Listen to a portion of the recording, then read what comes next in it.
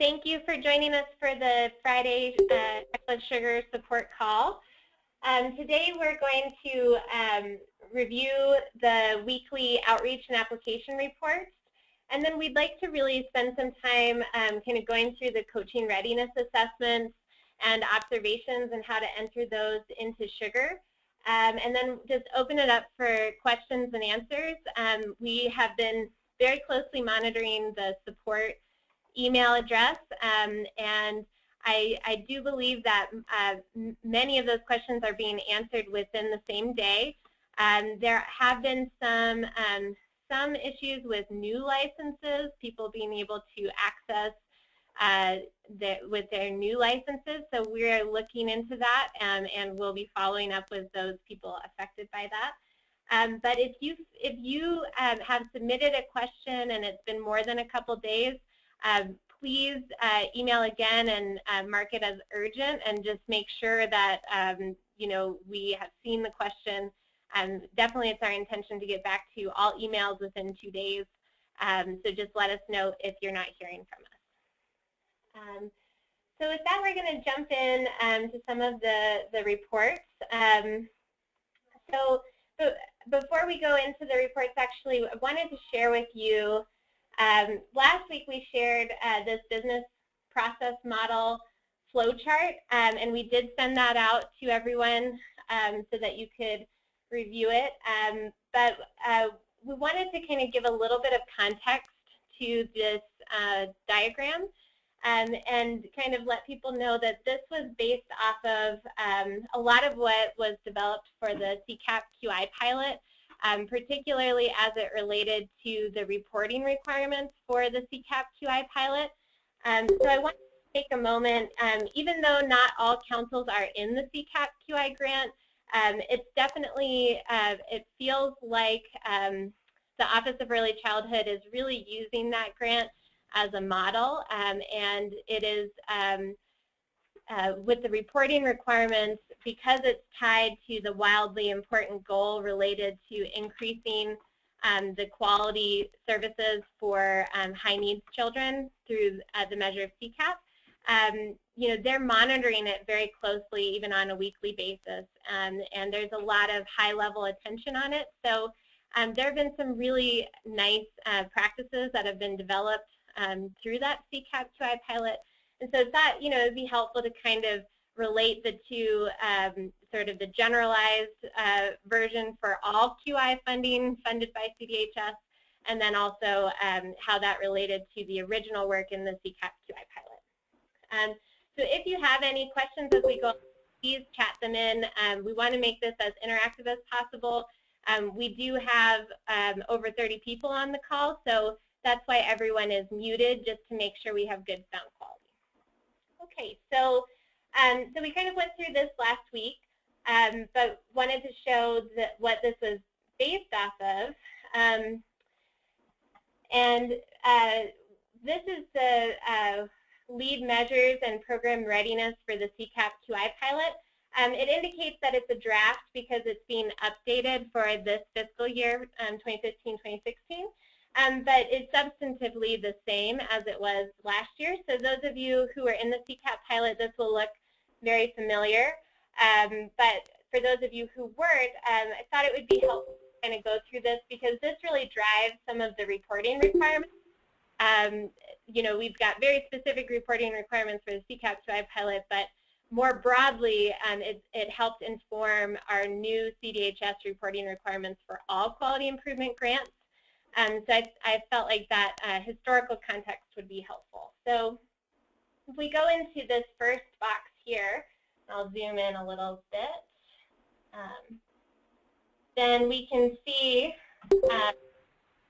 that the first lead measure, and a lead measure is just a quantifiable activity that is moving the dial on a particular goal. So in this case, our wildly important goal is increasing the number of CCAP children served in high quality programs. And so the first lead measure is what we've been talking a lot about, which is outreaching to the eligible sites. So there's outreach to CCAP providers, but of course there's outreach to school readiness or to infant toddler quality and availability or to race to the top potentially eligible sites. So all of that outreach is sort of considered this measure one.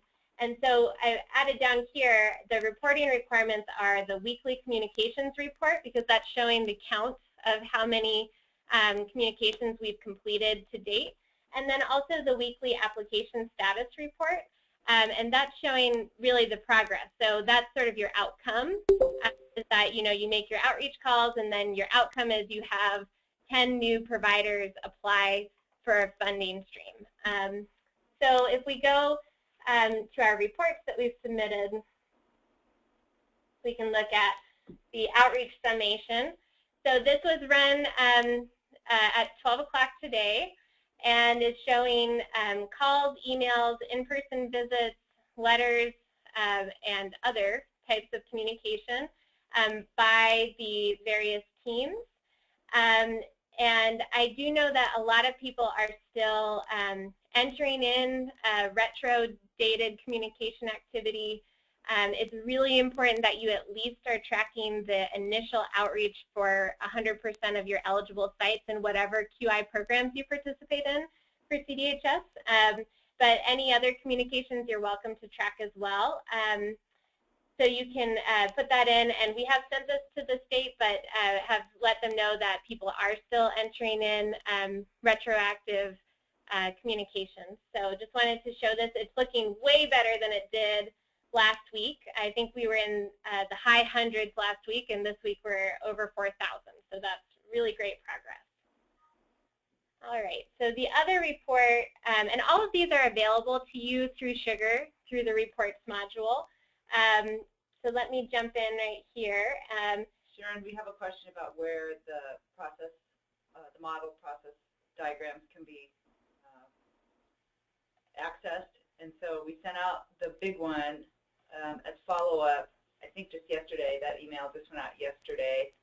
But as far as the CCAP QI pilot diagram, where can folks get that? So that is still in draft format, and actually I just finished making some changes to it before this call. So the Office of Early Childhood, specifically the business analyst there, will just need to review this before we can send it out. And I think that we can definitely send it out to all councils, even though not all councils are participating. I think it provides a lot of really nice context on kind of what's driving some of the changes in administering quality improvement. So this was originally developed by Quan at the Office of Early Childhood as it relates to the wildly important goal. And then we've been able to sort of tweak it with information like, the readiness cutoff score was originally 21 points, and now that has been changed to 28 points, so that we're really only sending programs to be rated when they're really showing that they're very close to being a level 3, and kind of goes from there. So we'll come back to that in just a second. I just wanted to show people where the reports can be found. So your view of reports and your view of Sugar, of course, is permission driven. So when you go click on the communication or the outreach summation by type and team, you're only going to see your council's outreach. When I click on it, because I'm an administrator user, I can see all councils. So that's what we're reporting to the state, is we send one single report and it's got all the activity for all councils, instead of having to have 31 different people go and generate a report and send it to the state. So it's a really nice streamlining process. So if you're ever looking for an outreach report, a really nice feature in Sugar is you can put a little % sign before anything you're searching in a name, and that's called a wildcard search. So if I put in a keyword like outreach, then I'd see all of my outreach reports. So we'll open up one of these. And then if I put in a keyword like app, then I'll see all of my application reports. Another nice little thing, you can use filters to select only the summation reports, which are going to be, summation reports are going to have graphs, so they're a little bit easier to look at. or you can search by whatever criteria is in the search view. So if we look at the report, this is the outreach report we were just looking at. And again, if I was signing in as Arapahoe County, then I would only see Arapahoe County data in here. So the other report that we sent over was the application report, and it's a little easier to look at in a PDF. So throw that up here. So we are now at over 1,000 applications submitted statewide, which is really impressive. Last week we were at about 800. So, you know, really great progress is being made. We're seeing more of the councils represented on this side of the graph. And this is applications that are either in process or at some stage between in process and accepted. So I'd like to pull up, not this one. We pull up the actual application.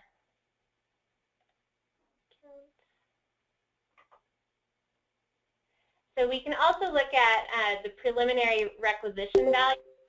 So this is the graph that shows all of the requisitions, which are those quality improvement dollars that are directly assigned to a site based on the minimum quality improvement allocation formula. We can see that in total, as a state, we have over $2 million in preliminary requisitions. And what is neat about this report is you can see it by each of your grants and kind of get a sense of where you're at. And what's important about this is that these are preliminary, so that means that you are not obligated to those funds at this time. You're only obligated to those funds once you've accepted a program into the various funding streams. And you do that by issuing a program MOU and then having the site sign the program MOU and having your council sign the program MOU. At that point, the requisition becomes approved, and then it's money that you've committed to. So I think we've gotten a lot of questions about, you know, like people being afraid that Sugar was going to, you know, generate all these requisitions and obligate their council to funds that they can't actually support through their grant budgets. But this is just showing you a preliminary view so that when you go to accept your programs, you know exactly how much money you are planning on assigning to that site, and you can match that up with your approved CDHS budget. Are there any questions on that? We have a question about having the numbers in percentages. Is that a possibility? Each council is being held. I think that this is probably related to the application count, not the requisitions. Right. So the application count, the percentage would be based on eligible providers, which is actually a different report criteria. So I think it would be pretty tricky to get that into one report without a lot of manual manipulation. And what's really nice about these reports is they can be run in less than 1 minute and sent to the state very quickly. But the state is actually producing monthly basically the graph that you're talking about, where you can see like the percentage of eligible sites who have been outreached to. So it just involves a little bit more manual manipulation. So for quick hit, like let's see where we're at and where we want to be at, the count is much easier information to share. Does that help, Rebecca? So, you know, I think we have this requisition report, but what's important is if you go into the requisitions module, which is right here, you can actually set up your own little dashboards. So in this case, you know, I'm seeing everybody's requisitions because I'm an admin user. But if you are logged in as yourself as a particular council, you'd only see your own. And it's really nice to be kind of hit in the face with that information, you know, whenever you're kind of navigating around Sugar. It's a really nice advantage to the Sugar 7 system. So if you'd like to create a dashboard, there is a webinar on how to do that on the ECLA support site. But you can actually just hit the create button here and you'll be walked through the steps. I'll show you how to do that through the coaching screen a little bit later when we get into that part of the call. But just wanted to show that this is possible through your requisitions. All right. So going back over here, you know, we in the CCAP QI pilot, there was originally sort of a screening tool that you may have heard about. And all of the questions in the screening tool were added to the universal questions on the EC Connect application, which is the quality improvement application through the Colorado Shines portal. And so that's notated here that the program is completing the Colorado Shines profile and the QI incentives application.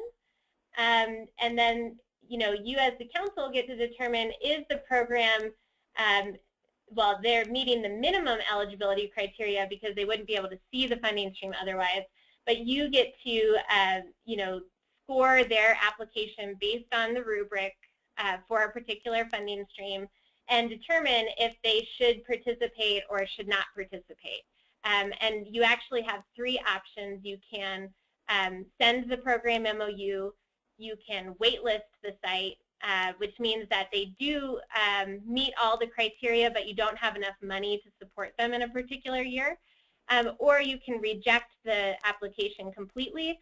And that would be most common if there was something going on, like a licensing violation that's really serious, or for some reason you need to reject that site. Maybe you've had a past encounter with that site that negatively impacts their ability to participate in the QI program. That is completely your discretion. You just need to document it. So once the program is accepted and they sign their program MOU through the Sugar system, then the coach and the program director are going to complete this QRIS coaching readiness assessment. So we've talked a lot about this. In this fiscal year, the Office of Early Childhood is requiring that 100% of providers that are participating in a CDHS-funded quality improvement initiative receive a QRIS coaching readiness assessment before they expend any quality improvement dollars. So we're going to go through that process a little bit more. We have Kelly Bowes on the line who helped create the readiness assessment, and so she's going to walk through, you know, sort of how to think about that. And there are some webinars on the Sugar support site, but we will be doing a more specific webinar on sort of from a coach's perspective, how do you make certain decisions or choices based on the readiness assessment. So then, you know, you come to a point where you're determining whether or not a program is ready to rate at a level 3 or higher. So if you're doing a coaching readiness assessment for an alternative pathway site, they might be interested in going for a level 5, right? So you could do a readiness assessment with an eye towards thinking about, are they ready to go to a level 5, and then put in a deadline for submitting the application and going for a level 5 if that's something that that particular site desires. So if the readiness score is 28 or higher, then you are going to be required to complete an ERS observation in 1 classroom of each age group served. And that really refines the learning environment score. That's one of the major criteria in getting a level 3 for those lower quality sites. At that point, if they have an average ERS score of 3 or higher, then you can set the target level and the L3 through 5 application deadline. But if they have an ERS score of less than 3, then you know you're really going to be working towards that level 2 goal. We have a question. Do we have numbers for home providers? I'm not sure what numbers the question is asking about. Could you provide a little more context? Oh, are you talking about the readiness coaching? Okay, so Yes, there are numbers for that.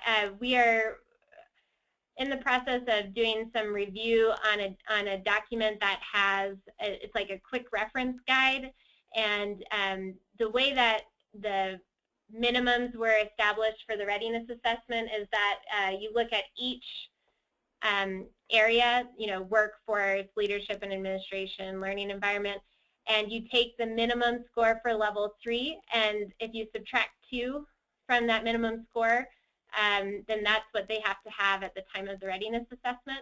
And the only exception is family partnerships, which is kind of is like an easier thing to implement policies and procedures on, and that one is just divided by 2. So Kelly Bowes will be going into that a little bit more a little bit later in the call. Okay, great. So Sharon, this is Kelly. Great. I have a quick question about sugar.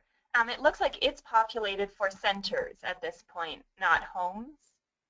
Will that be added as a feature? Let's see.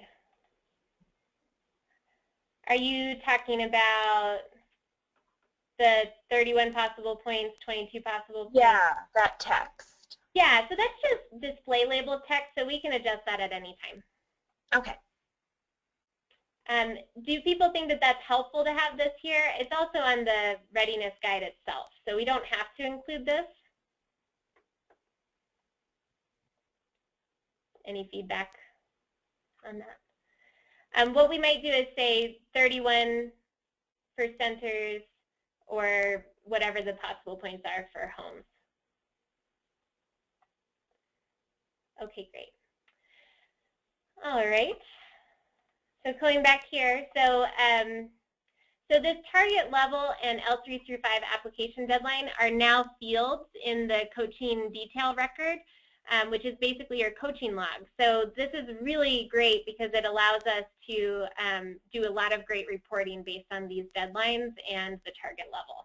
It also gives QualStar and OEC a good sense of when they should expect people to get into the rating queue, but that ultimately, once a site hits the submit application button for L3 through 5, then the scheduler takes over, the Colorado Shine scheduler, and it could be the next month or it could be in the next 3 months, up to 90 days.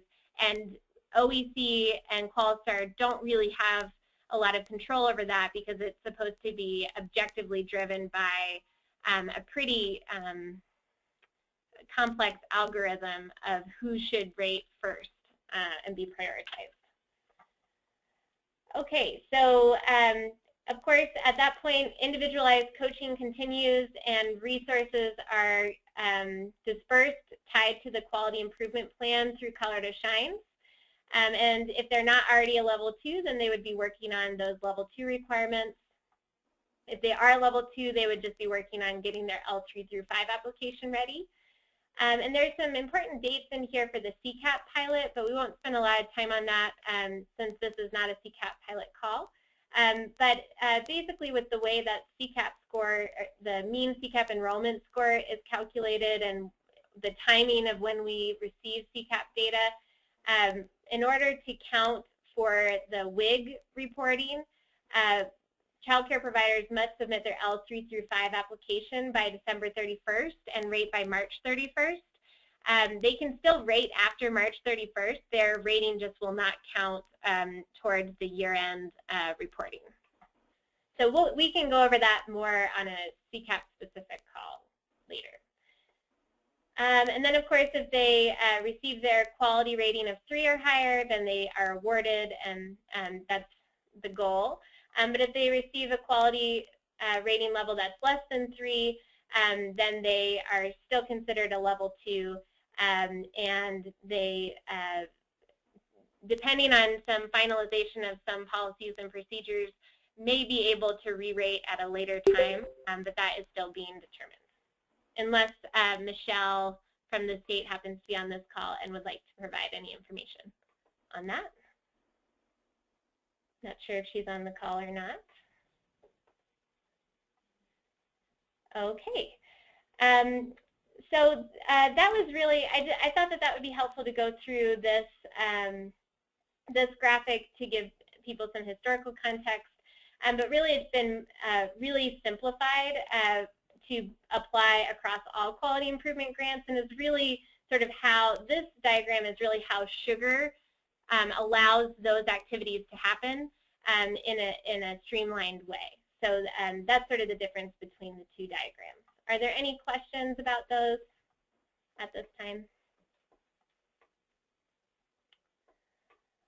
Okay.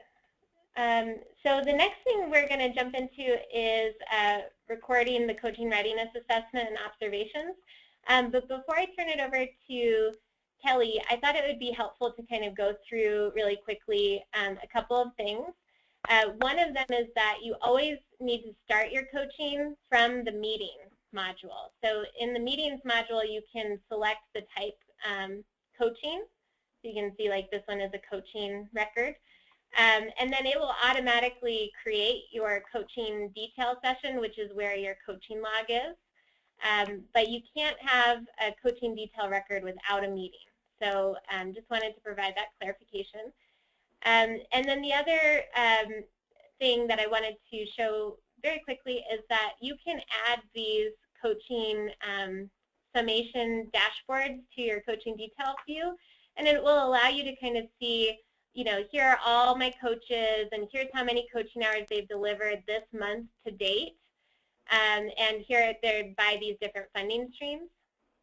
So if you want to add something like this, you might start with the help dashboard, and then you could have different dashboards here. But if you're adding a brand new one, you'd hit the create button. In this case, I want to edit my existing dashboard by clicking edit. And then I'll see this little box pop up that says add dashlet. From there, I'm going to just click on it, and that will pull up my reports.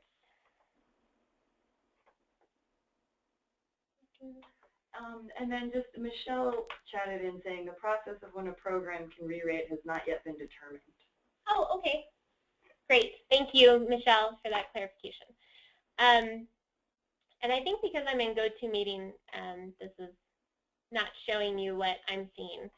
So let's see if it works if we create. All right. So if we go into the Saved Reports Chart Dashlet, you can click on that.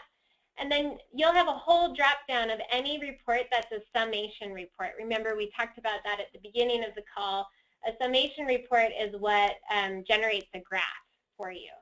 So if I click on my coaching summation by coach last month, this is going to be everything that's complete and reconciled, or canceled billable, or canceled non-billable. And then I always want to put the refresh on every 15 minutes. Otherwise, this will never update. So we always want to say refresh and hit save. And then I can see everything that happened last month. And if I want to add another dashlet, I can add as many as I want. So it's helpful just to look at these and try and make Sugar as customized and user-friendly to yourself as possible. So that would be helpful. So if there aren't any questions on that, then we can go ahead and turn it over to Kelly Bowes. Kelly, do you want me to hand you the presentation screen? Sure. So how I would be navigating through your Sugar? No, you would have to open your own Sugar. Okay. Yep, I've got it open. Okay, perfect. Let me do that real quick.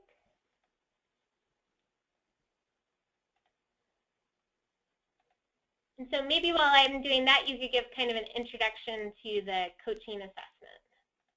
Sure. So hi, everyone. I'm Kelly Bowes from Denver's Early Childhood Council. And I was previously a coach on our coaching team. And I guess beginning of last year moved into the position of Manager of Quality Improvement Initiatives. And so I oversee some of our QI work, and then have also been involved with the CCAP QI pilot throughout last year, and then moving the statewide launch of Sugar and QI work moving forward. So I have some background information about the coaching readiness assessment that I thought I'd share today, and then give you a demo of how to enter the coaching readiness assessment data into Sugar. So I like to describe this assessment as kind of building a roadmap for your relationship with the early childhood program, and then a way to move your QI work forward. As Sharon mentioned in that flow chart with the arrows and colors in different shapes, it has sort of multiple functions. One is that it's going to create really solid baseline data on the quality of the programs that we're serving. So if you think about coaching and then our QI investments, or our QI resources as investments, we get to know what the program status is prior to this investment in coaching. It's definitely going to give us information to inform the QIP development. It's going to set the level goal for the program year, as well as the target date for the level 3 to 5 submission for that application. So can you see, I just want to make sure I'm sharing my screen accurately. Do you see Bill's Child Care Test account page? Yes, we do. Thank you. Great. So I pulled up this test account, and this is where I created the coaching meeting. So actually, I know, Sharon, you had mentioned starting in meetings. Right here, this is a place where you can create a meeting. You can also create it from the account page, and then it's automatically tied to the account or the program that you're going to be working with. So just before this call, I went into Bill's Child Care Test account, and I created a meeting, and the type was coaching. So I'm going to scroll down the account page, full of lots of good information about the program, and you'll notice here for today's date that we have a draft status of a coaching meeting. So when I click on this, we've got the meeting, and let me see here.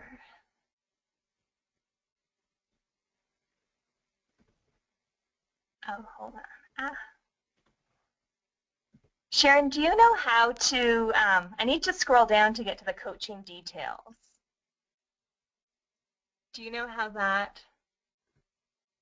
Okay, here we go. Sorry about that.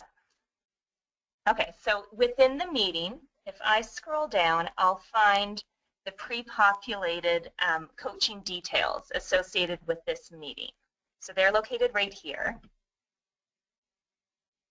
And then when I open this, this is essentially the coaching log. So this is where we're going to put all kinds of information about the requisitions or the funding stream that's supporting the coaching visit, some of the details around what was happening, the QIP goals that were addressed, the type of coaching, and all of that. If we keep scrolling down, you'll see the option for entering the assessment data. And you'll notice that it's a required field. So in this case, for this assessment, we're going to choose the level 3 to 5 readiness assessment.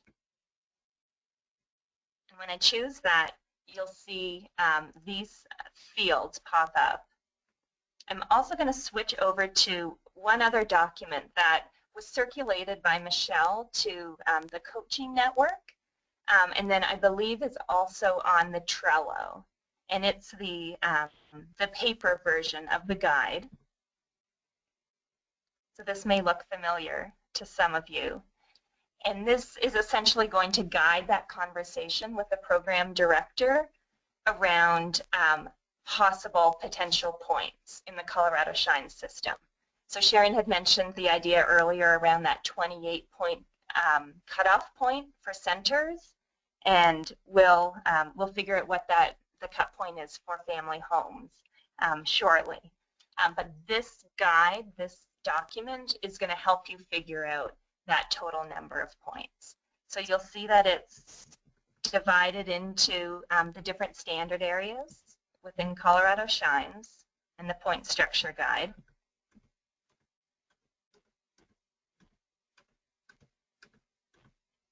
And then here on the very last page, there's a summary, and that's going to give us a guide around the cut points for levels 3, 4, and 5.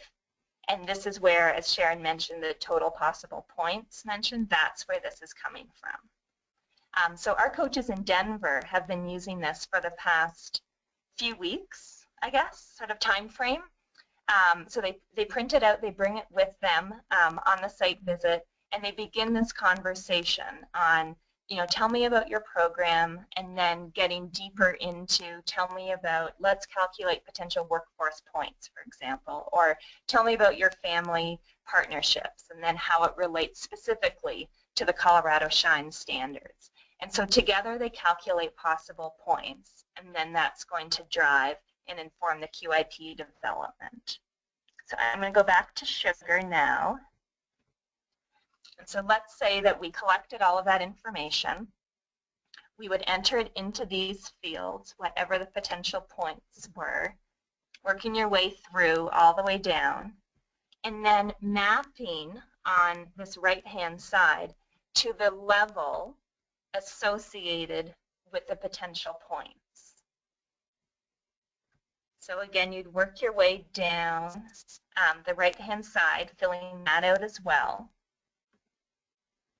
And then the target level goal will be informed by what you've entered on the right-hand side as well. So this would be selected. And you'll see, since I selected a level 3, you're also prompted to enter an application due date. So remember that the application needs to be submitted ahead of time prior to the rating window.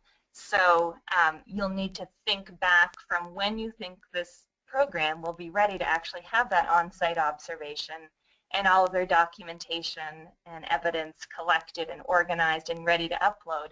Work your way back from there to set this target date. For programs that may be having an expiration date associated with a past Qualistar rating, you'll definitely want to take that into consideration here as well. The assessment also has the option to list it as in progress. So maybe you don't get a chance to complete all of those standard areas in one visit. You can list it as in progress, and that is still going to inform some of those data points that CDHS would be looking at. If we scroll down just a little bit more, down here in observations is where we would enter data related to doing an ERS observation in a classroom. And you'll see potential points in each of these areas, as well as an average score.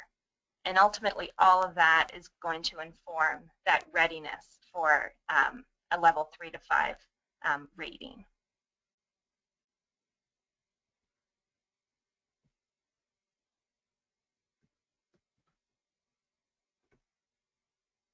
All right, I see some questions coming in. Let me see if I can read them.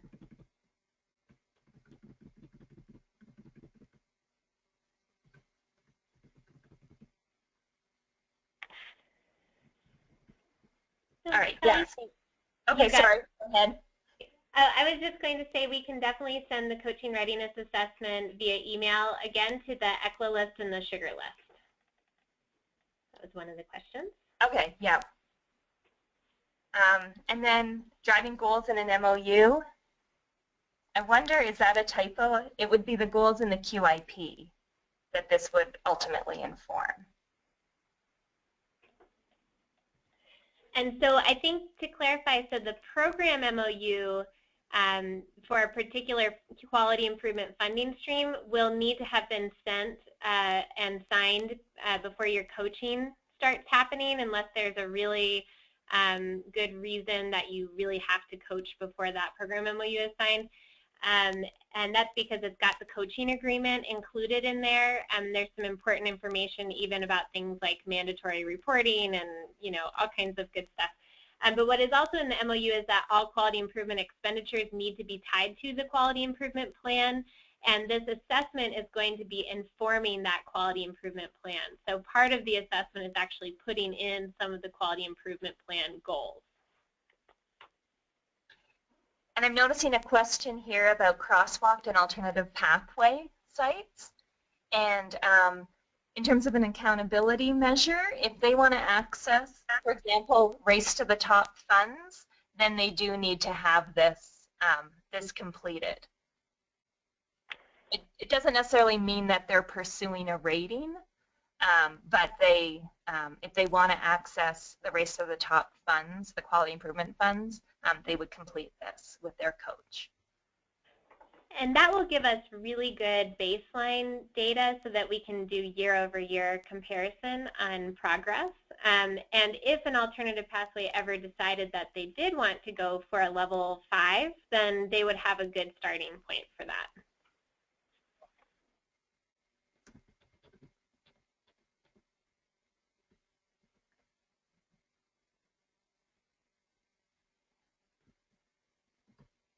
And then, Karina, I see your question about completed in 5 hours.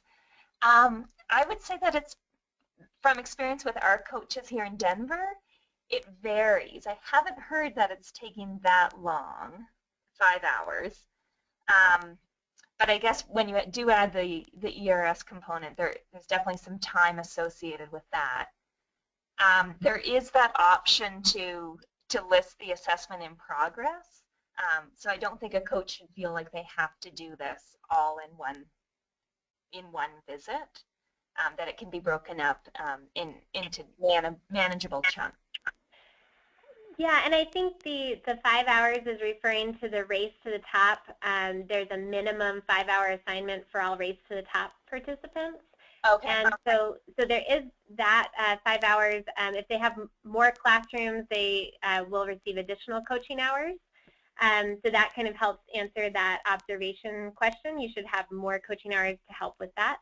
And then also, as part of your Race to the Top approved budget, you should have put in a 10% discretionary coaching hours line item. If you're paying for contracted coaches or if it's just your staff, then you would just know that you've got that extra 10% or so, whatever you can fit into your budget, that you can use and allocate to your sites as needed. And that would be true across grants.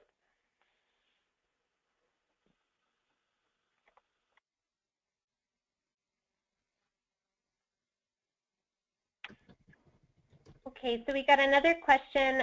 Is the coaching assessment required for sites that are renewing? And the answer is yes, it's required for 100% of participating sites in any CDHS QI funding stream.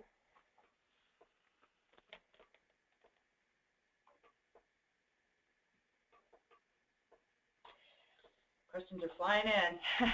So it looks like there's another question. Alternative pathway sites do not have to pursue ratings and they can still access funds. That is correct. So they do have to meet all the requirements to crosswalk into Colorado Shines. I think we've had a lot of emails about you know, what those requirements are, so we won't go over those again. But they can access funds because they are recognized as a level 3 or 4 based on the crosswalking criteria.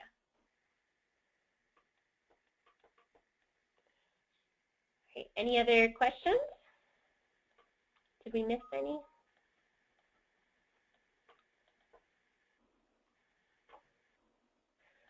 Okay, well, we thank you so much, Kelly. That was such a wonderful overview of everything, especially from a coach's perspective. So thank you so much. Welcome. Is there anything else you wanted to cover, Kelly? Or,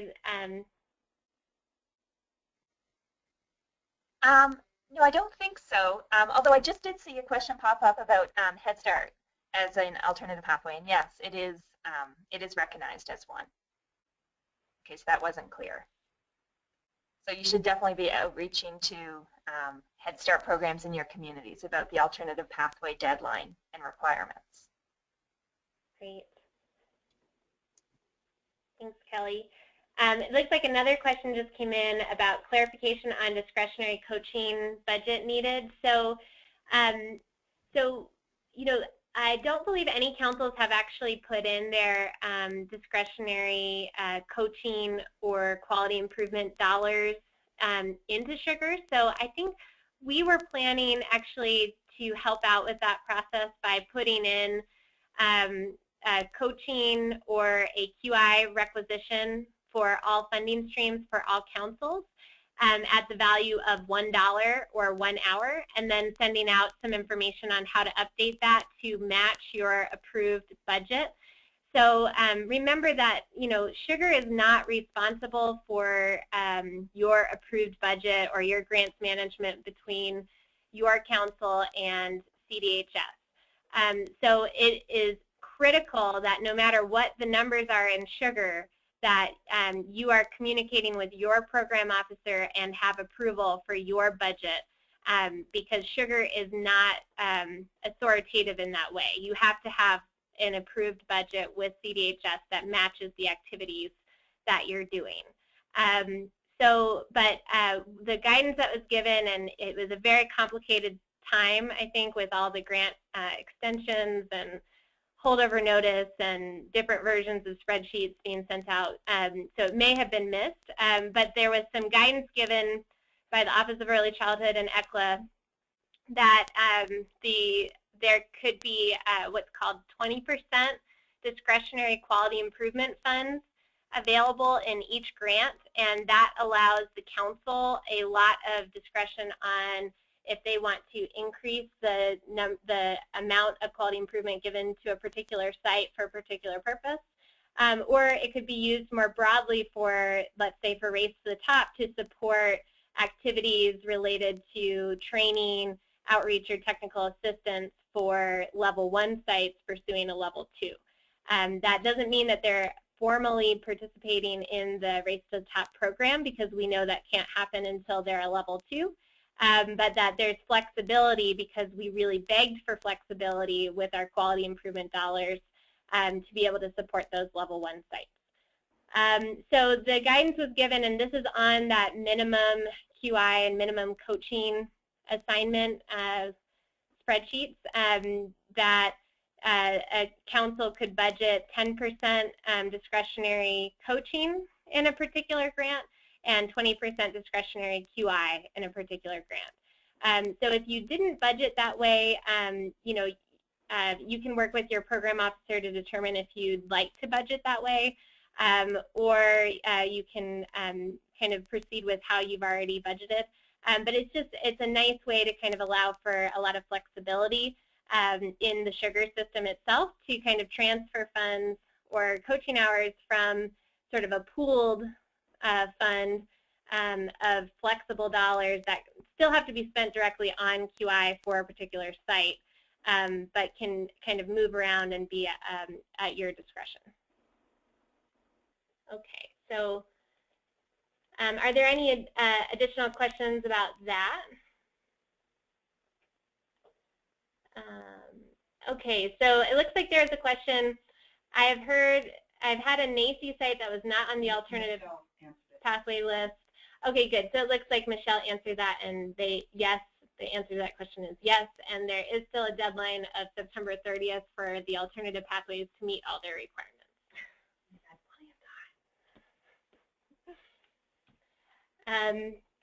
All right, are there any other questions? We can open it up to any questions, anything that's been bothering you. Did we address can fund the access before ERS is completed, as staff won't be trained on ERS until December?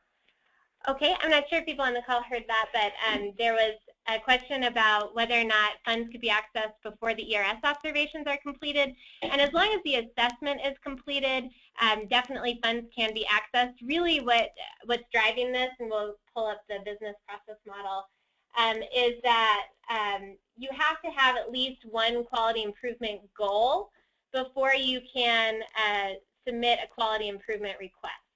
So some sites, especially higher quality sites, are already going to have quality improvement plan goals in the Color to Shine system, and that's really great.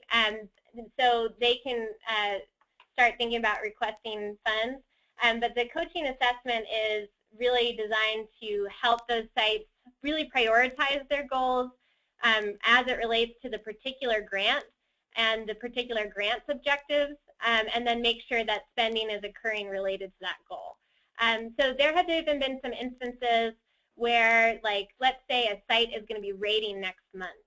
So maybe the assessment is in progress and it hasn't been completed, but we know that we need to get, you know, whatever learning materials into the classroom before the rating, then that's okay. It's all at the council's discretion, but that the driving force behind it is that we have to have that quality improvement plan goal tied to the quality improvement spending request so that we can really show why the dollars are being spent.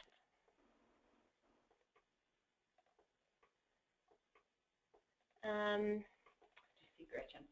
Let's see. We have a lot of questions rolling in now, so we'll just take them one by one. Is it possible to get the quality rubric with the minimums and with more description? It was attached to our contracts but does not have much of a description for each area. So on the Trello board, and here I'll go ahead and pull it up. Hey Kelly, can you share the screen back with me?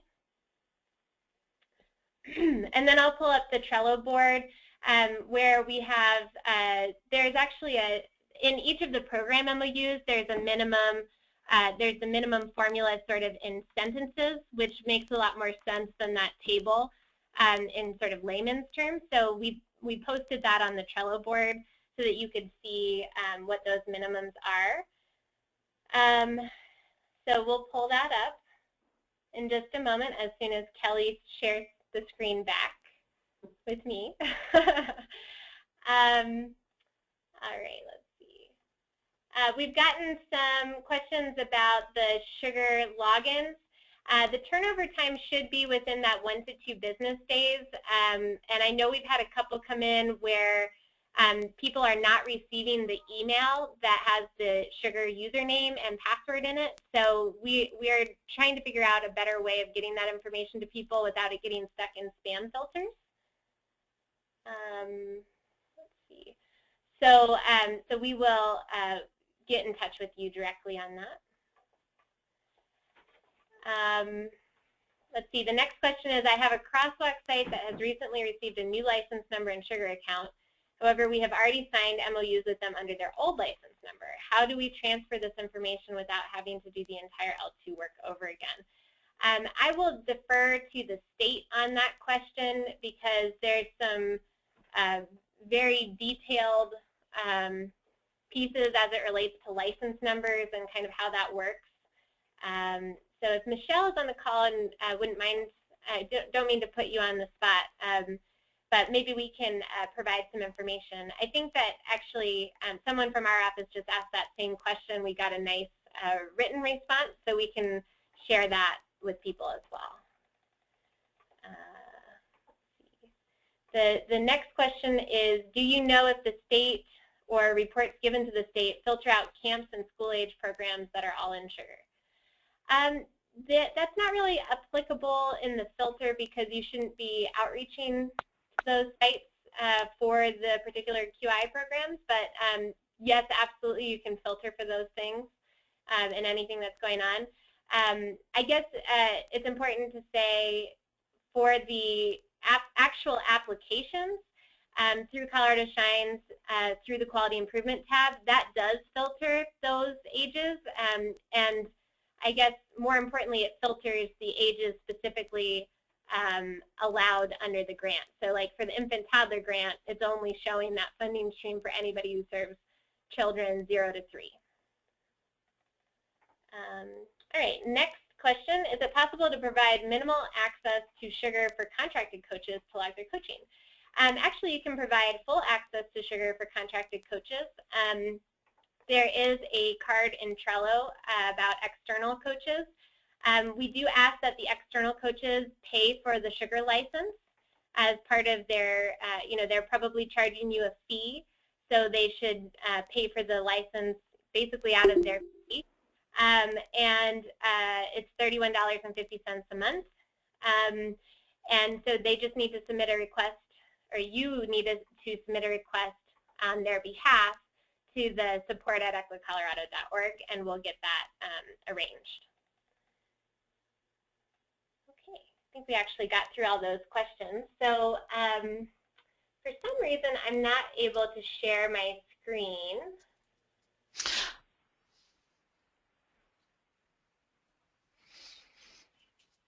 Oh, I think I see where I can do it.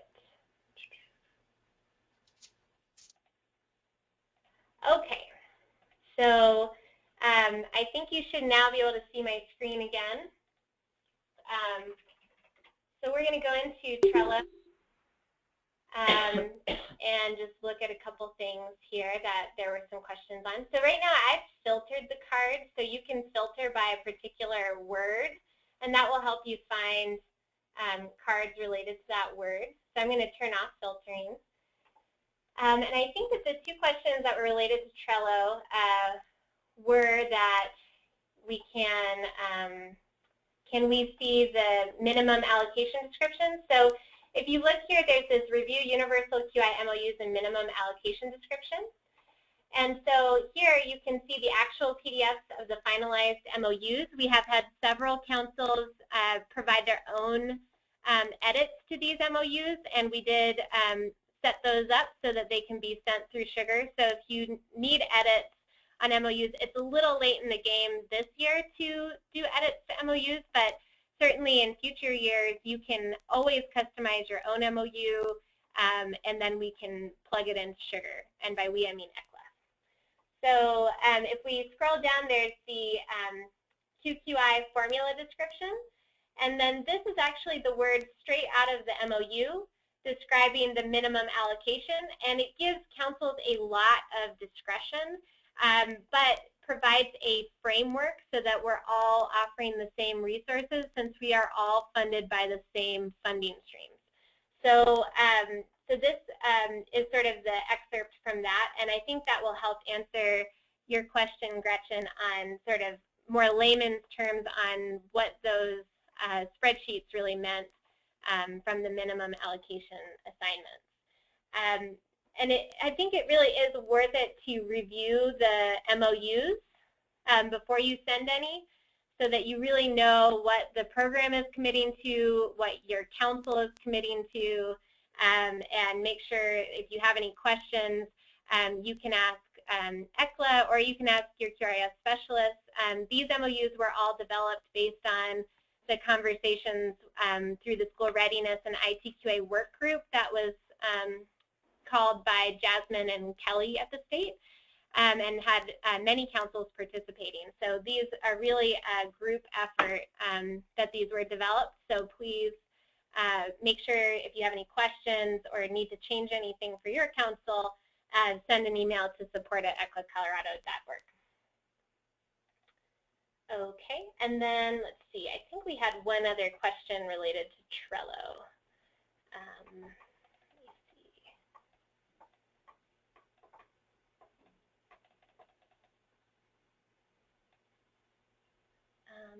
Well, while we're looking for that, I think there have been a couple questions on how do we access the requisition funds for sites.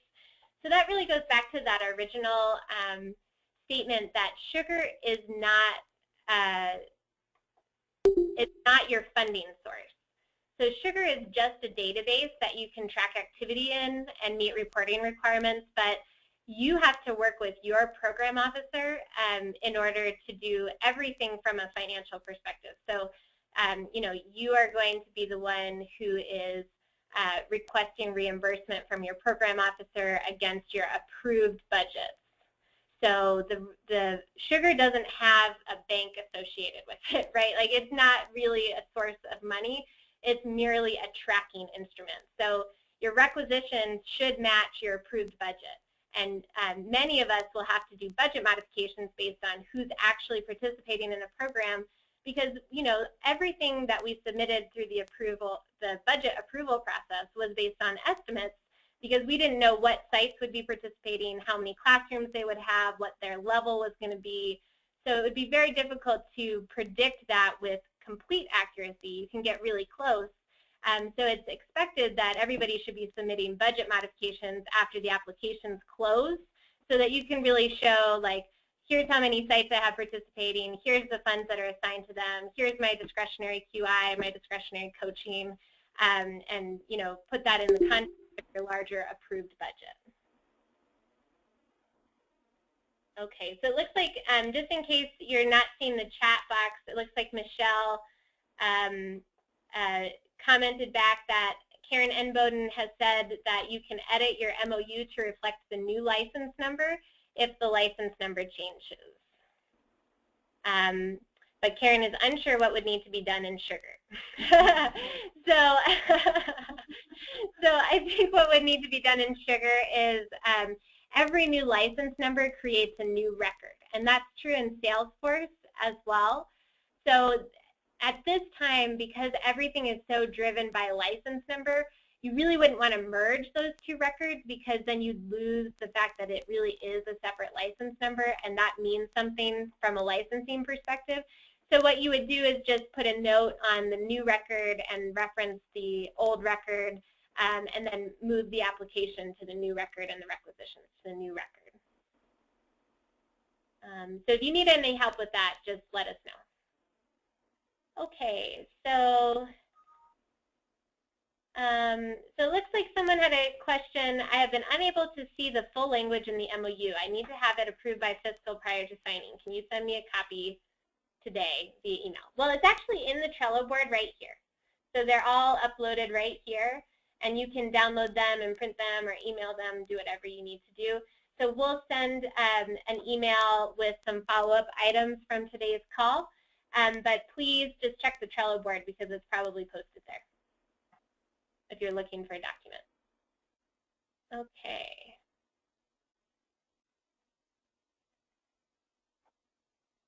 All right, so I think we have answered all of the questions that have come in.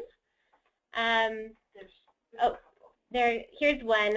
Is it possible to, oh, no, actually we answered that one. There's one that is from Gretchen that says, we had planned to serve a large number of programs rather than using more than one source of QI funding for the same program. And other sites tell me if they are trying to do that. Oh, so that's actually completely reasonable and is allowed through the rubric process. So if you look at rubrics, so right here I'm gonna search for a rubric, filter cards rubric, and I'm gonna see the rubric. So any of the rubrics say on the bottom, these are pretty simple. Please note that quality improvement program application rubrics are used as a guide to rank applicants and are not a final determination of grantees. Other factors that will be considered include the quality and thoroughness of each applicant's qualitative responses on the quality improvement application, past history of successfully meeting with quality improvement coaches and implementing quality improvement plan activities, and if possible, considerations to ensure the council is supporting a diverse network of providers, preschools, child care centers, and family child care homes. So this disclaimer really gives the council a very wide breadth of discretion when determining which providers should receive funding through which funding stream. And I think it's in recognition that there are many, many, many variables that go into a decision about who to fund. And so this little disclaimer really gives you complete autonomy to be able to do that within the bounds of the rubric and just document why. And then there's three more. If a site does not meet the minimums and is not indicated they moved from level 3 to level, at that time, is there time within this fiscal year when they should be reevaluated to possibly move forward? Absolutely. So you as a council and your coaching staff can determine whenever you'd like to do the assessment. So that's completely at your discretion. So here's another one. Can you add the status somewhere in Sugar? For example, under the QRIS applications, so we can see the progress of applications. I'm finding the only way I can see this, otherwise, is to go into Salesforce for each program. If we could see this in Sugar, we could do better targeted support for programs who have not completed their application. Are you talking about specifically on this screen, the QRIS application screen? This is from Lisa Stater. So, yes, specifically, that would be one place to put it. Yeah, we can do that right now. Because you have it nicely in the chart that you showed us, and when I saw that, it's like, okay, there's a few out there that we need to be following up on. But I couldn't find anywhere in Sugar to find those programs. So, are you talking about the QRAS application status or the status of your QI application? Actually, you're probably right. I am probably really talking about their QI status application. Too. So that's actually in the, so we just made that change so that the status is now on the list view, and that will refresh in just a second. But on the applications, the status is right here. You know, so the issue, I think, is when I went to my application field, it is not there. Oh, okay. So even when I go over to the side and see the other options to see, it's not there. So if you push this little columns button, what's great about Sugar and also challenging about Sugar is that every view can be customized by the user. So even if I set the default to a certain view, if it's ever changed by the user, then the user has to change it back. I can't change the user's experience. So if you're looking for a field in your list view and you wish that it was there, the first thing you should do is check this little ... which means more, and then yes, these are all the columns. And so I can add any column. Yeah, I am familiar with that, Sharon, and on my screen, when I click there, I have the 4 columns that are checked, and then I have teams, and those are my only options I can see. Is this in the application module or the QRAS application? Oh, actually, let me double check, because I just noticed I was on the QRAS one, so maybe I will have luck as you describe after all. Great. Yeah, it's tricky, but once you get used to it, then it's so helpful, because then you can kind of modify your views however you'd like. So I can, if I only want to see a couple things, I could, get rid of a lot of this stuff, and then it's a smaller view.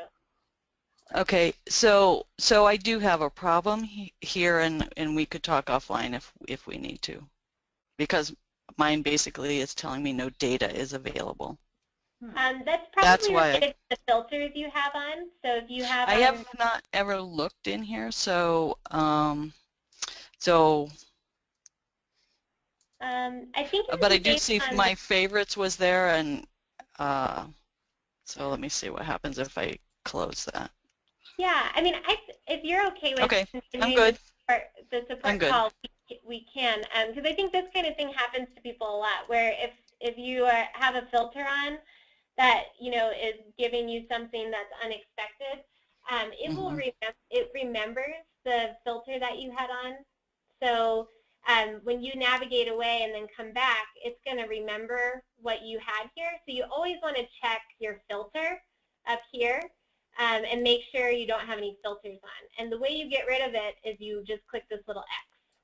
And the easiest thing to do is just always have it on Create. And then you can pick whatever field you want to filter by. So let's say like status. And maybe I want to see any status that is accepted. Then I can see all of that. And so the filters are really great. It takes a little while to get used to because it's kind of not super obvious when it's on. But if you click this little X button, it'll just go away, and then you've got all your records again. Yep, I was able to correct it. So thank you very much, Sharon. Great, thanks. All right, do we want to take one more question? Yeah. How does a site put in a QI request for spending their funds? Great question. So that is that's really a segue to what we're hoping to focus on. Give a little overview next week to council coordinators, and have some materials available that will be sent out next week on spending records and how to administer the spending components. But what's really exciting is that with the recent switch from Sugar 6 to Sugar 7, we've been able to implement a lot of really wonderful enhancements based on the CCAP QI pilot and based on some of Denver's experience in the past. And so we are rolling those out and documenting through module guides and webinars over the next week, and we'll be sending that out.